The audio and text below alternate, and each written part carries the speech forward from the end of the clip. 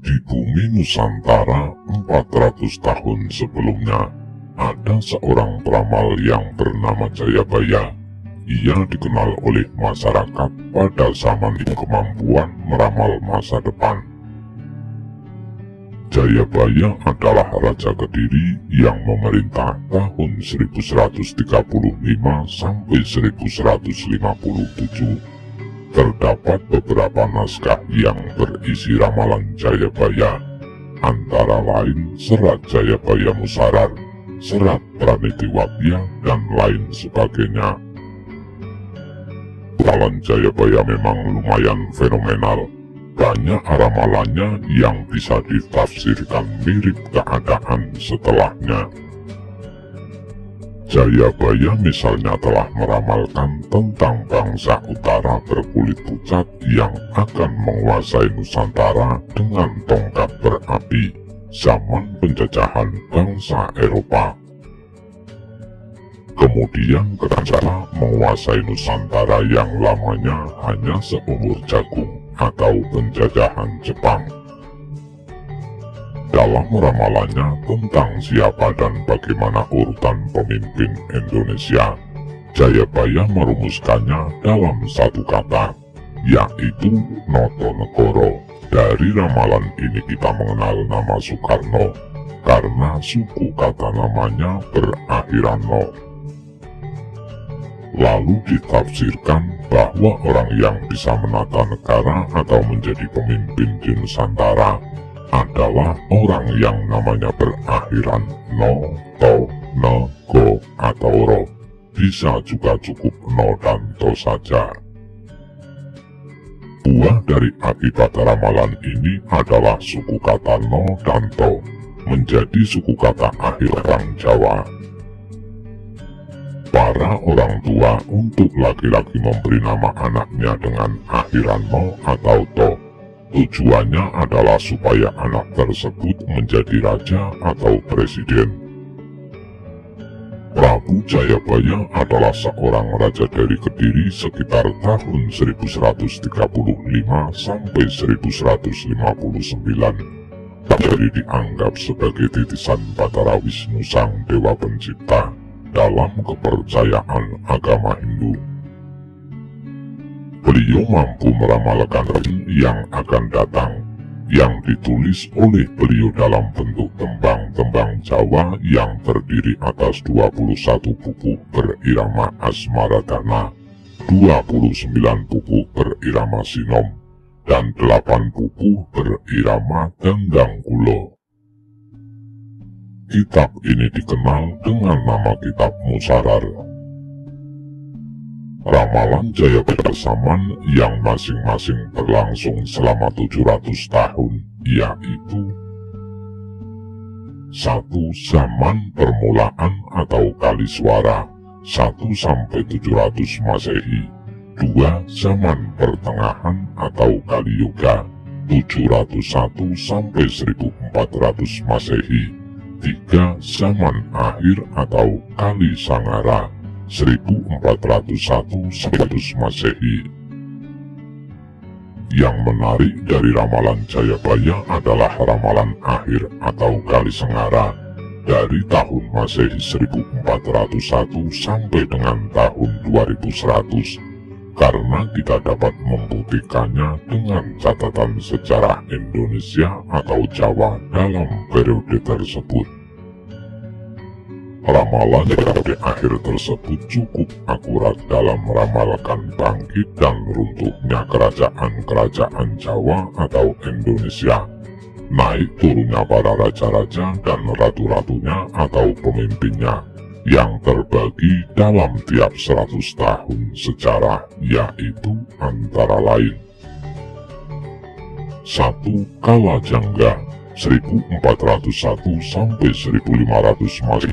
Kala Sakti 1501 sampai 1600 Masehi. 3. Kala Jaya 1601 sampai 1700 Masehi. 4. Kala Bendu 1701 sampai 1800 Masehi.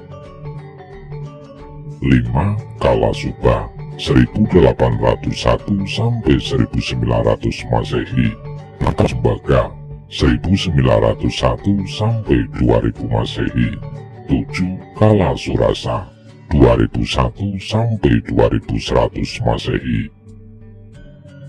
Di zaman modern abad ke-21 saat ini dengan berbagai persenjataan modern dan alat tempur yang canggih, mulai dari senjata nuklir, roket, peluru kendali, dan lain-lainnya,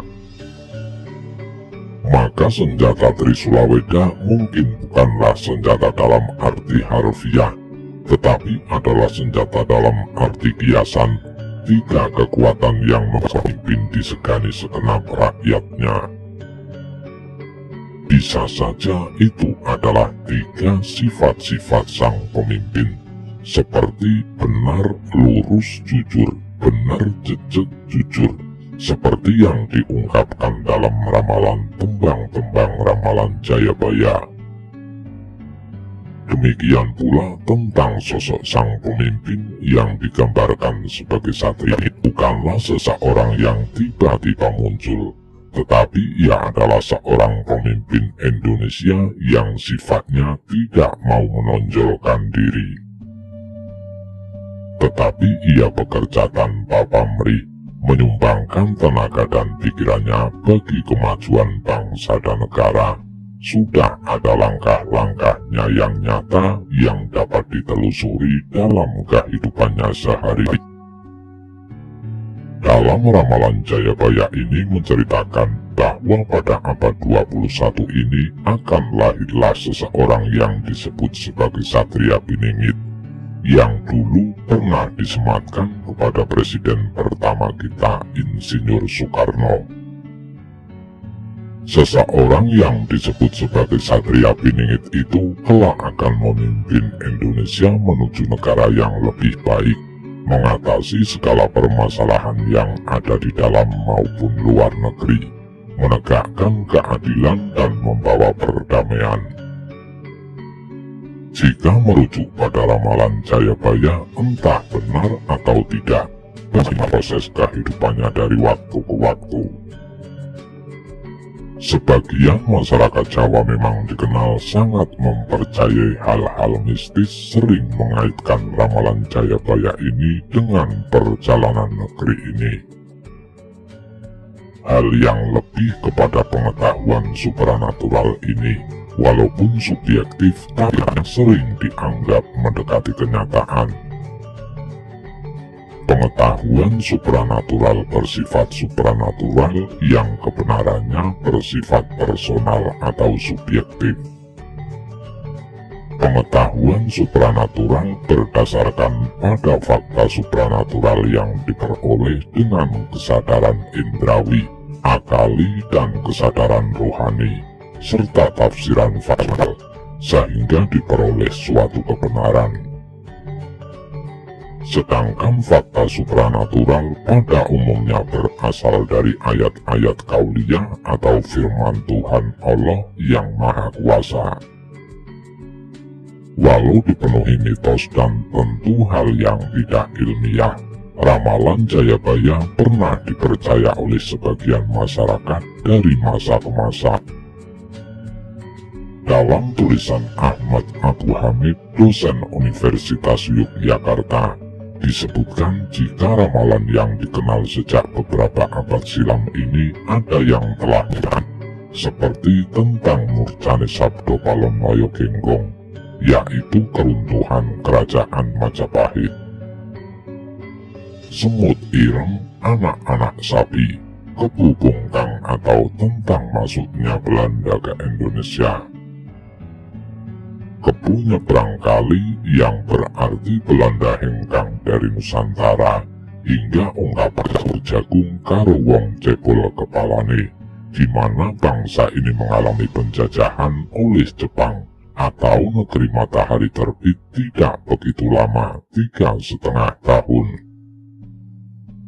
Bukan hanya itu, ungkapan titik tarung sakadang yang diartikan pemberontakan-pemberontakan Di masa rezim Orde Lama hingga istilah kodok ijo ongkang-ongkang dan tentara di zaman rezim Soeharto telah menjadi kenyataan.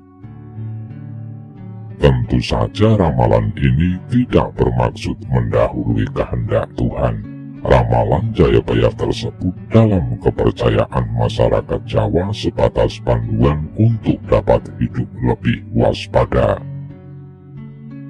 Saat peramal mengeluarkan ramalannya, ia tidak mendahului kehendak Tuhan. Ramalan tersebut bertujuan sebagai pemandu dalam kehidupan, agar bersikap hati-hati. Ibnu Eskarin 2009 1-2. Kehidupan beragama dalam ramalan Jayabaya. Kehidupan beragama dalam konteks ramalan Jayabaya tak lepas dari perhitungan. Dalam kitab ramalan ini disebutkan tentang sebuah zaman yang bernama zaman Surasa, yang diperkirakan akan berlangsung antara tahun 2001 sampai 2100 Masehi. Zaman ini terbagi menjadi 3, yaitu 1. Zaman Daramana atau luas, yang maknanya ialah pada banyak orang yang berpengetahuan luas, banyak memberi pencerahan dan hidup rukun. 2. Zaman Watara atau sederhana, yang maknanya ialah pada masa itu banyak orang yang hidup sederhana, karena ketentraman sudah merata. Semua rakyat tidak ada bedanya. Ayam tentrem loh jinawi, syukur kang sarwo tindak ceta. Zaman Isaka atau pegangan, yang maknanya ialah pada masa itu banyak orang ingat pada pegangan hidupnya, yaitu agama. Mereka hidup rukun, aman, tentram, ayom-ayem, tata titi tentrem Kertora Harjo, karena pencerahan agama. Mereka sama dengan perilaku mereka, ucapan mereka satu dengan hatinya. Orang-orang munafik tidak ada, dan hukum agamalah yang berlaku. Menurut perhitungan penulis, tahun 2014 tentu masuk dalam masa zaman Surasa ini. Menandai banyak muncul tokoh-tokoh nasional yang cerdas, agamis namun sederhana. Seorang Dahlan Iskan menjadi simbol lain zaman Surasa di ramalan Jayabaya ini. Seorang DI dengan kehidupan dan perilaku kesederhanaannya menjadi contoh dan sorotan tersendiri bagi masyarakat Indonesia yang selama ini sering menganggap sosok pejabat sebagai seorang yang gila hormat, jauh dari kata merakyat, pangreh projo atau selalu minta dilayani, serta hidup yang glamor. Serta lainnya yang menjadi panutan kesederhanaan.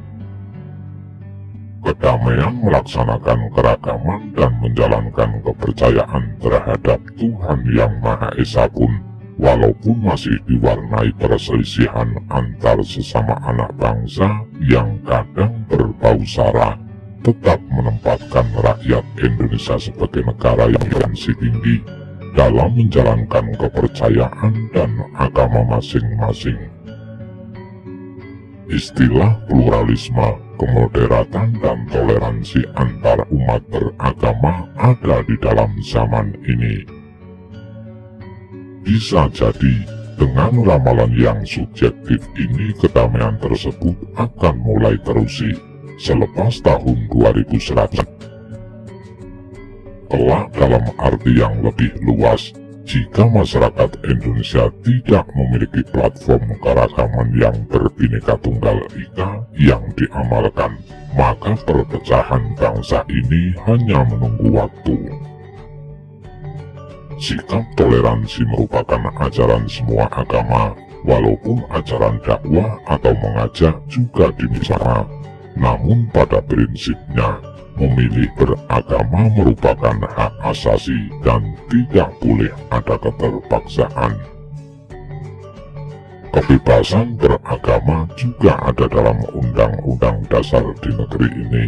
Memaksakan beragama pada seseorang adalah pelanggaran, dan melindungi setiap umat beragama merupakan kewajiban pemerintah. Rahayu, Rahayu, Rahayu.